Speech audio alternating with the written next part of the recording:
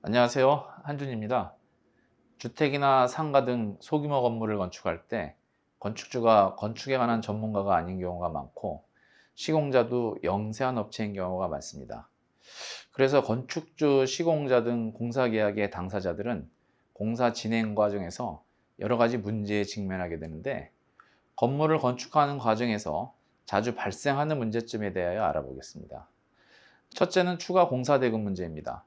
공사 도급 계약은 완성도가 높은 설계 도면과 내역서에 의해 계약을 체결해야 되는데 평당 얼마 하는 식의 평당 단가로 공사비를 책정하는 총액 계약의 형태로 계약하는 경우가 많습니다.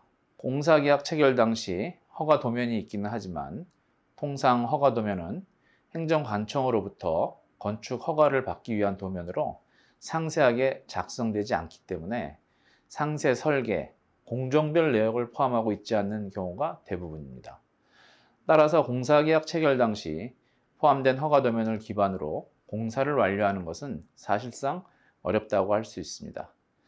이런 사유로 공사를 진행하는 과정에서 허가도면상 누락된 부분에 대하여 시공자는 설계 변경을 요청하게 되고 추가 공사 설계 변경에 따른 공사비가 증가할 수밖에 없는 것입니다. 그런데 평당 단가로 체결한 총액 계약의 경우 공정별 세부 내역이 없는 경우가 대부분이라 설계 변경이나 추가 공사에 대하여 기존 설계에 반영된 것인지 추가 물량 산정이 적절한지 등에 대한 비교가 어려워 시공자가 요청하는 금액에 대한 합의가 이루어지기가 쉽지 않습니다. 두 번째는 공사 타결로 인하여 분쟁이 발생하는 경우입니다. 건축주는 기존에 평당 단가로 공사비를 책정하였는데 공사 도중 추가 공사로 공사비가 늘어나는 것을 받아들이기 어렵고 시공자도 계속하여 추가 비용이 투입되는데 시공자 부담으로 공사를 진행할 수도 없어 결국 공사가 중단되는 경우입니다. 이런 경우 통상 시공자는 추가 공사비를 요구하며 공사를 중단하거나 해당 공사 현장에서 유치권 행사, 심지어는 미지급 추가 공사비를 사유로 소송, 경매를 진행하는 경우까지 발생합니다. 그럼 이런 분쟁이 발생되면 어떻게 해결해야 할까요? 추가 공사 대금 문제로 공사가 중단된 경우 건축주는 법률 자문가와 함께 신속하게 해결 방안을 찾는 것이 좋습니다.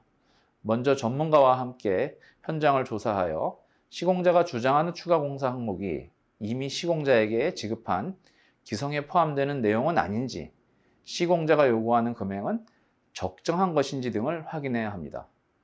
다음으로 건축주가 일부 추가로 지급할 금액이 있다 하더라도 과연 시공자는 공사를 제대로 이행한 것인지, 즉 설계 도면과 달리 미시공, 변경시공, 부실시공이 이루어지지는 않았는지 확인해 봐야 합니다.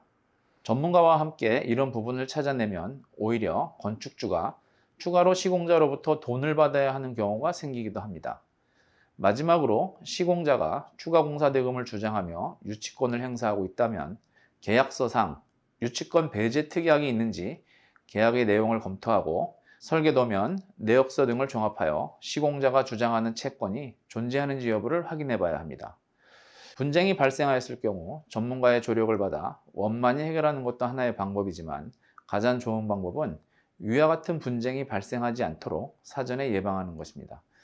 분쟁의 대부분이 부실한 도면과 내역서에서 시작되는 만큼 건축주는 최초 공사계약 체결 당시부터 전문가의 도움을 받아 설계의 도면을 상세하게 작성하고 각 공정별 물량, 단가가 기재된 내역서를 구비한 뒤 이를 기반으로 도급계약을 체결하는 것이 바람직하다 할 것입니다.